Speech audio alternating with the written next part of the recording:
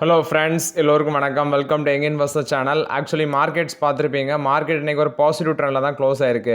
Opening ஒரு negative trend இருந்தாலும் அடுத்தது ஒரு பாசிட்டிவ் ட்ரெண்ட் போச்சு. கடைசியில் பார்த்தீங்கன்னா ஒரு பாசிட்டிவ் ட்ரெண்டில் தான் க்ளோஸ் ஆயிருக்கு. நிஃப்டி 24,414 பாயிண்ட்ஸில் க்ளோஸ் ஆயிருக்கு. 34 பாயிண்ட்ஸ் பாசிட்டிவில் க்ளோஸ் ஆயிருக்கு. சென்செக்ஸ் 80,746 பாயிண்ட்ஸில் க்ளோஸ் ஆயிருக்கு. 105 பாயிண்ட்ஸ் பாசிட்டிவ். நிஃப்டி பேங்க் 54,610 பாயிண்ட்ஸில் க்ளோஸ் ஆயிருக்கு. 339 பாயிண்ட்ஸ் பாசிட்டிவ். நிஃப்டி ஐடி 35,920 பாயிண்ட்ஸில் க்ளோஸ் ஆயிருக்கு. 51 பாயிண்ட்ஸ் பாசிட்டிவ். சுமால் கேப் வந்து ஒரு 1.5% பாசிட்டிவில் க்ளோஸ் ஆயிருக்குது. எஃப்ஐஎஸ் டிஎஸ் டேட்டா எடுத்து பார்க்கும்போது எஃப்ஐஎஸ் லாஸ்ட் மார்க்கெட்டில் பை தான் பண்ணியிருக்கிறாங்க. ஃபார் எக்ஸாம்பிள் டிஎஸ் வந்து 2,378 கோடிக்கு நெட் பயஸ் இருந்திருக்காங்க. எஃப்ஐஎஸ் 2,585 கோடிக்கு நெட் பயஸ் இருந்திருக்காங்க. ஸோ ரெண்டு பேருமே லாஸ்ட் மார்க்கெட்டில் நெட் பயஸாக தான் இருந்திருக்காங்க. இது எஃப்ஐஎஸ் டிஎஸ் டேட்டா. ஃபஸ்ட்டு பார்த்தீங்கன்னா நிறைய கம்பெனிஸோட ரிசல்ட்ஸ் எல்லாமே வந்திருக்குது. So most of the companies நல்ல டிவிடெண்ட் அனௌன்ஸ்மெண்ட் பண்ணியிருக்கிறாங்க. ஃபஸ்ட்டு கோல் இந்தியாவோட ரிசல்ட்ஸு ப்ராஃபிட் 12% இன்க்ரீஸ் ஆயிருக்கு. 9,593 கோடி. ₹5.15 டிவிடெண்ட் அனௌன்ஸ் பண்ணியிருக்கிறாங்க. ரெவன்யூ ஃப்ரம் ஆப்ரேஷன் 1% மார்ஜினலி விழுந்திருக்கு. 37,825 கோடியாக இருக்குது. இந்த டிவிடெண்ட் வந்து 30 நாளுக்குள்ளே ஆனுவல் ஜென்ரல் மீட்டிங்கில் வந்து 30 நாளுக்குள்ளே அவங்களுக்கு பேமெண்ட் ஆகும்னு சொல்கிறாங்க. 29,057 கோடி இந்த குவார்ட்டரில் எக்ஸ்பென்சஸுக்கு ஸ்பெண்ட் பண்ணியிருக்காங்க. கோல் இந்தியாவோட ரா கோல் ப்ரொடக்ஷன் 237.69 மில்லியன் டன்ஸாக இருக்குது. 237.69 மில்லியன் டன்ஸாக இருக்குது இந்த குவார்ட்டரில். 1.7% இயர் பேசிஸில் டிக்ளைன் ஆயிருக்கு அப்படின்னு சொல்கிறாங்க. மார்ஜினலி ப்ரொடக்ஷனில் விழுந்தாலும் கம்பெனி வந்து டொமஸ்டிக் டிமாண்டை வந்து பார்த்தீங்கன்னா மீட் பண்ணுறாங்க. குறிப்பாக டொமஸ்டிக் டிமாண்டை வந்து இன்க்ரீஸ் பண்ணுறாங்க. சில சேலஞ்சஸை ஃபேஸ் பண்ணுறாங்க. சீசனல் ஃபேக்டர்ஸும் இருந்திருக்குது இந்த அவுட்புட்டில் இம்பாக்ட் ஆகிறதுக்கு. அதுபோக ஆஃப் டேக் ஃப்ரண்ட்லன்னு பார்க்கும்போது 201.38 மில்லியன் டன்ஸ் வந்து இந்த Q4ல் கம்பெனி ரெக்கார்ட் பண்ணியிருக்காங்க. அதுவும் பார்த்தீங்கன்னா ஸ்லைட்லி விழுந்திருக்கு. ஏன்னா சேம் பீரியட் லாஸ்ட் இயரில் 201.66 மில்லியன் டன்ஸாக இருந்தது. இப்போ 201.38 மில்லியன் டன்ஸாக குறைஞ்சிருக்கு. ஃபுல் இயர் பேசிஸில் இவங்களோட ப்ரொடக்ஷனும் பார்த்தீங்கன்னா டோட்டல் ப்ரொடக்ஷன் அதுவும் வந்து ஸ்லைட்லி மார்ஜினலி குறவாக தான் இருக்குன்னு சொல்கிறாங்க. ஸோ ஓவர்லாட் இது வந்து கோல் இந்தியா போஸ்ட் பண்ண ரிசல்ட்ஸ் கொஞ்சம் பெட்டராக இருந்த மாதிரி இல்லை. ப்ராஃபிட் இன்க்ரீஸ் ஆகிருக்கு, அது மட்டும் தான் இன்க்ரீஸ் ஆகிருக்கு. பட் ரெவன்யூ விழுந்திருக்கு. ₹5.15 டிவிடெண்ட் கொடுக்குறாங்க. ஸ்டாக் ப்ரைஸ் லாஸ்ட் மார்க்கெட்டில் 384 ரூபாவில் க்ளோஸ் ஆகிருந்துச்சு. 1.5% பாசிட்டிவில் க்ளோஸ் ஆகிருந்துச்சு. பட் இப்போதைக்கு வேல்யூவேஷன் சீப்பாக இருந்தாலும் பிஎஸ்சி செக்டார் பக்கம் நான் போகலை. பிஎஸ்சி செக்டார் பக்கம் பெருசாக ஸ்டாக் ரிட்டர்ன்ஸ் கொடுக்கட்டாலும் டிவிடெண்ட் நல்லா கிடைக்கும். அதுதான் கோல் இந்தியா. இதுக்கு முன்னாடி 11 ரூபா எவ்வளோ டிவிடெண்ட் அனௌன்ஸ் பண்ணியிருந்தாங்க. இப்போ ₹5.15 அனௌன்ஸ் பண்ணியிருக்காங்க. ஸ்டாக் பி ஜஸ்ட் 6 தான் இருக்குது. ரீசெண்ட் டேஸில் கொஞ்சம் நல்லா ரிட்டர்ன்ஸ் கொடுத்தாங்க. 500 ரூபாலாம் தாண்டி போச்சு. இப்போ இந்த டவுன்ஃபாலுக்கு அப்புறம் பெருசாக மூமெண்ட்ஸ் இல்லை. நாளைக்கு மார்க்கெட்டில் அதோட ரியாக்ஷனை வெயிட் பண்ணி பார்க்கலாம். இது கோல் இந்தியா போஸ்ட் பண்ண ரிசல்ட்ஸ் அப்டேட்டு. நெக்ஸ்ட் பார்த்தீங்கன்னா டாபர் இந்தியா, இதோட ரிசல்ட்ஸும் வந்துருக்குது. இதில் ப்ராஃபிட் அண்ட் ரெவன்யூ விழுந்திருக்குது. ஃபார் எக்ஸாம்பிள் நெட் ப்ராஃபிட் வந்து 329 கோடியாக இருந்தது. இப்போ 312 கோடியாட்டு ஸ்லைட்லி குறைஞ்சிருக்குன்னு சொல்கிறாங்க. பட் இயர் பேசிஸில் ப்ராஃபிட் 8% விழுந்திருக்கு. ரெவன்யூ ஃப்ரம் ஆப்ரேஷன் 2,830 கோடியாக இருக்குது. இதுவும் ஃப்ளாட்டாக தான் இருக்குது. இதுவும் ஸ்லைட்லி லோவராக இருக்குது. அதே மாதிரி எபிட்டாஸ் 8.6% விழுந்திருக்கு. 426 கோடியாக இருக்குது. எபிட்டா மார்ஜின் வந்து 15.1% இருக்குது. அடுத்தது எஃப்எம்சிஜி டிமாண்ட் ட்ரெண்ட் வந்து பார்த்தீங்கன்னா அப்படி ஃப்ளாட்டாக தான் இருக்குது. இந்த ஃபுல் இயர் பேசிஸில் அவங்க மென்ஷன் பண்ணுறது. ஃபுட் பிஸ்னஸ் ஒரு 14% வளர்ந்துருக்கு. இந்த ஸ்கின் அண்ட் சலூன் பிஸ்னஸ் அது ஒரு 8% வளர்ந்துருக்கு. அது போக ஷாம்பு பிஸ்னஸ் வந்து ஒரு 4% வளர்ந்துருக்கு.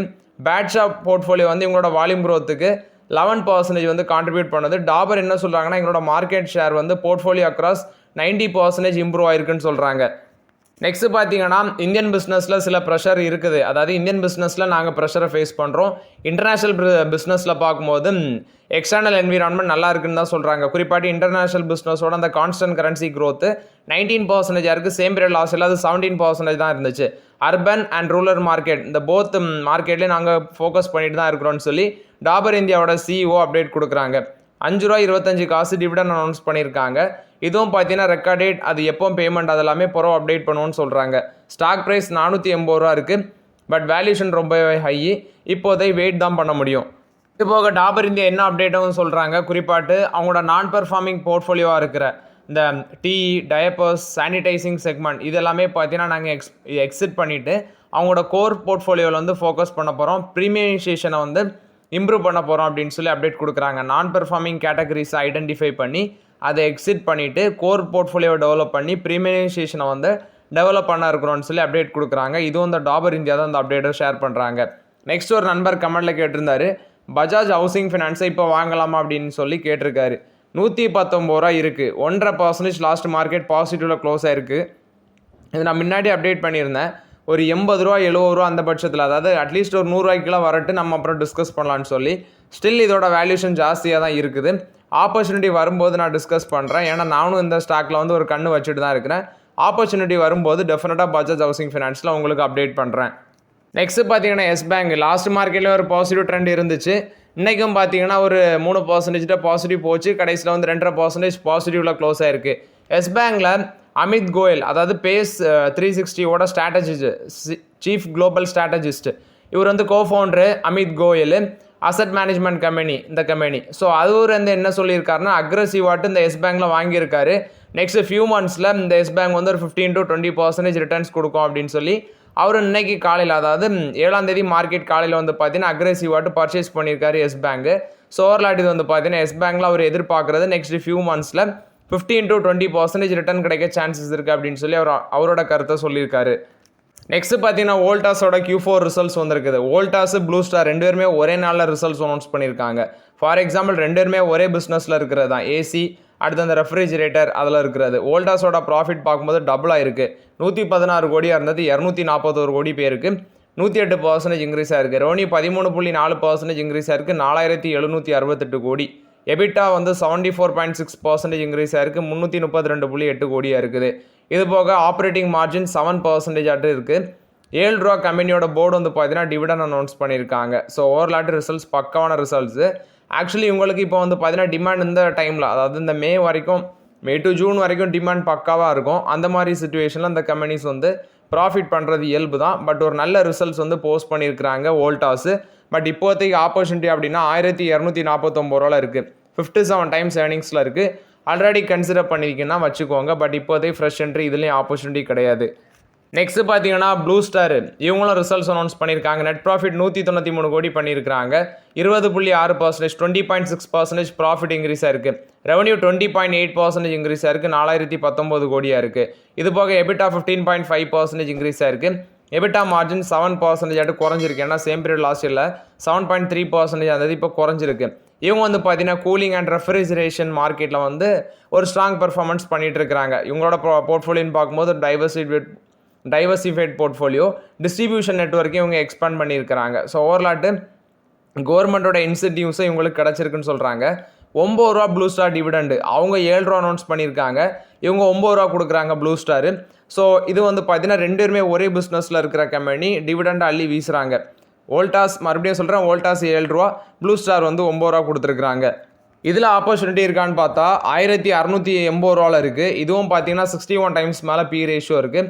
ஸோ 2 கம்பெனிஸ்லேயுமே இப்போதைக்கு ஆப்பர்ச்சுனிட்டி இல்லை. ஆல்ரெடி இருக்குன்னா வச்சுக்கோங்க, டிவிடெண்ட் கிடைக்குது. நெக்ஸ்ட் பார்த்தீங்கன்னா பஞ்சாப் நேஷனல் பேங்கோட ரிசல்ட்ஸ் வந்திருக்கு. ப்ராஃபிட் 52% இன்க்ரீஸ் ஆயிருக்கு 4567 கோடி. டோட்டல் இன்கம் 36,705 கோடியாக இருக்குது. இதுவும் இன்க்ரீஸ் ஆயிருக்கு. இன்ட்ரெஸ்ட் இன்கம் 31,989 கோடியாக இருக்குது. இதுவும் ஒரு வளர்ச்சி அடைஞ்சிருக்கு. நெட் இன்ட்ரெஸ்ட் இன்கம் 10,757 கோடியாக இருக்குது. இது ஒரு ஸ்லைட்டாக இம்ப்ரூவ் ஆயிருக்குன்னு சொல்கிறாங்க. Deposit, total business deposit and advances 26.83 lakh crore, 14% வளர்ச்சி அடைஞ்சிருக்கு. டெக்னிக்கலி ரைட்டன் ஆஃப் அக்கௌண்ட் வந்து ரிகவரி இருக்குது 4,926 கோடியாக இருக்குது. ட்ரெஷரி இன்கம் 4,314 கோடி அது மூலமாட்டு ஏர்ன் பண்ணியிருக்காங்க. சேம் பீரியட் லாஸ்ட் இயரை கம்பேர் பண்ணும்போது ஒரு நல்ல வளர்ச்சி காணிச்சிருக்கு. கிராஸ் நான் பெர்ஃபார்மிங் அசட் 3.95% இருக்குது. 5.73% குறைச்சிருக்கிறாங்க. நெட் என்பிஐ 0.73% 0.40% குறைச்சிருக்கிறாங்க. ஸோ ரிசல்ட்ஸ் பார்க்கும்போது கொஞ்சம் பெட்டராக தான் பண்ணியிருக்கிறாங்க. ஆப்ரேட்டிங் ப்ராஃபிட் 6,776 கோடியாக இருக்குது இந்த Q4ல் 5.6% க்ரோத் ஆயிருக்குது. Which means year on year பேசிஸில்.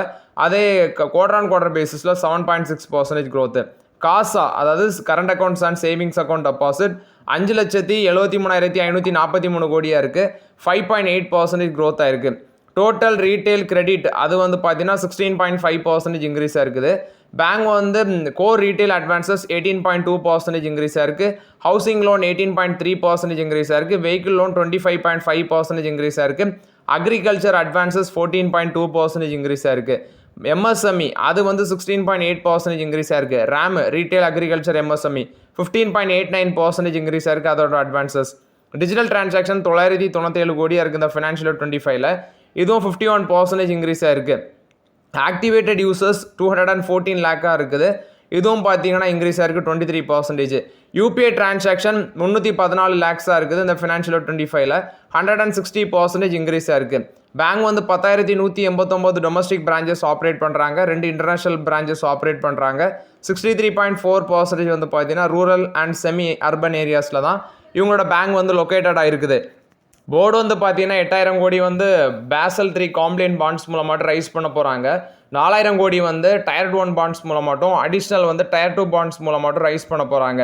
இது போக 200 பிரான்ச்சஸ் வந்து பார்த்தீங்கன்னா எக்ஸ்பென்ஷன் பண்ண போகிறாங்க இந்த ஃபினான்ஷியல் இயரில். 200 பிரான்ச்சஸ் ஆட் பண்ண போகிறோன்னு சொல்லியிருக்காங்க. 3000 ஸ்டாஃப்ஸ் அண்ட் ஆஃபீஸர்ஸ் வந்து ஆட் பண்ண போகிறோன்னு சொல்கிறாங்க.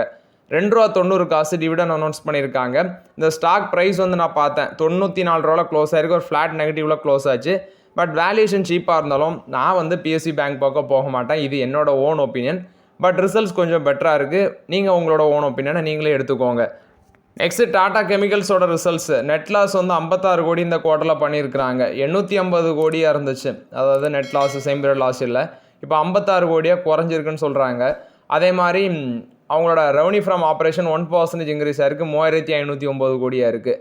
போர்டு வந்து ₹11 டிவிடன் அனௌன்ஸ் பண்ணுறாங்க. இதுவும் ஆனுவல் ஜென்ரல் மீட்டிங்கில் இருந்து 5 நாளுக்குள்ளே பேமெண்ட் பண்ணணும்னு சொல்கிறாங்க. ஸோ இதில் வந்து எபிட்டா வந்து 26% விழுந்திருக்கு.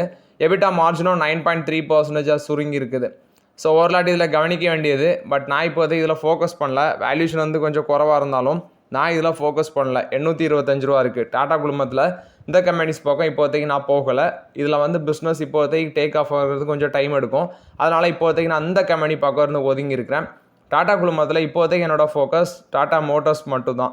மிச்சம் எல்லாமே வேல்யூஷன் கொஞ்சம் அதிகமாக தான் இருக்குது. நெக்ஸ்ட்டு பார்த்தீங்கன்னா அந்த ஜேஎஸ்டபிள்யூ ஸ்டீல் வந்து பூஷன் பவர் அண்ட் ஸ்டீலை வந்து அக்யூசியேஷன் பண்ணுறதுக்கு பிட் எல்லாமே சப்மிட் பண்ணி அதுக்குள்ளே ப்ராசஸ் எல்லாமே பார்த்தாங்க. அது வந்து கார்ப்பரேட் இன்சால்வன்சி போயிட்டு இருந்தது. பஞ்சாப் நேஷனல் பேங்க்கில் கிட்டத்தட்ட 47 crore சம்திங் வந்து லோன் வாங்கிட்டு அதை கெட்டலை. பஞ்சாப் நேஷனல் பேங்க் வந்து பார்த்தீங்கன்னா அந்த கேஸை சுப்ரீம் கோர்ட்டுக்கு கொண்டு போய் அதை வந்து சுப்ரீம் கோர்ட் வந்து பார்த்தீங்கன்னா அந்த டீலை வந்து இல்லீகல் அப்படின்னு சொல்லி கேன்சல் பண்ணி விட்டாங்க. இப்போ கவர்மெண்ட் என்ன ஃபைண்ட் அவுட் பண்ணியிருக்கிறாங்கன்னா இந்த சுப்ரீம் கோர்ட்டோட அந்த தீர்ப்பில் வந்து சில எரர்ஸ் இருக்குது அப்படின்னு சொல்லி ஹைலைட் பண்ணியிருக்கிறாங்க.